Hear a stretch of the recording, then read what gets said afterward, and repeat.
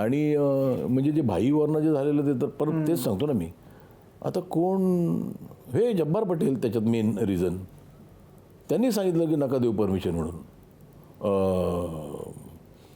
यांना कोणाला पु ल देशपांडेंच्या भावाच्या मुलांना, देशपांडेच बरं ठाकूरांना. तर मी म्हटलं अरे पिक्चर केला ना मी. बरं त्याच्यावर खूप वाद झालं की ते सिगरेट ओढताना दाखवले. म्हणजे त्यांचे 10 फोटो असतील तर 9.5 फोटोमध्ये हातात सिगरेट आहे. बरं तो पिक्चर निदान बघाल तरी त्याच्या आधीच ते यांना परमिशन देऊ नका, हे देऊ नका, ते देऊ नका. ते मला माहिती होतं आणि मला हे माहिती होतं कारण ते मला सांगत होते फ्रॉम द हॉर्सेस माउथ की जब्बार पटेल येऊन सांगत होते की नका देऊ परमिशन.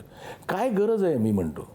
बरं मी हे पिक्चर सुरू करायच्या आधीच मी दिनेश ठाकूरला फोन केलेला की तुमच्याकडे काय आहे का की आपण पिक्चर करूया. मग कोण काम करतं आहे. मी म्हटलं का गोष्ट काय. मी म्हटलं हो ते त्याआधीच फोन केला मी, आपण एक छान गोष्ट करू.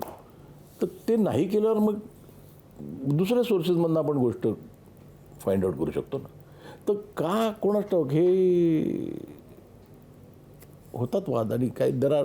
आणि आता काय झालं माहिती थोडंसं ह्या सगळ्या गोष्टीला ना सोशल मीडिया पण खूप रिस्पॉन्सिबल आहे. महाराज एवढे कधी चिडत होते म्हणजे कुठे पाहिलेत तुम्ही ते. ही कमेंट खूप आहे. महाराज कधीच एवढे चिडत नव्हते. मी म्हटलं माझे महाराज त्या पिक्चरमध्ये चिडलेले आहेत कारण ते आज परिस्थिती बघून ना मराठी माणसाची इकडे ते चिडून आलेले आहेत. पण त्यांचं म्हणणं महाराज एवढे चिडत नाहीत.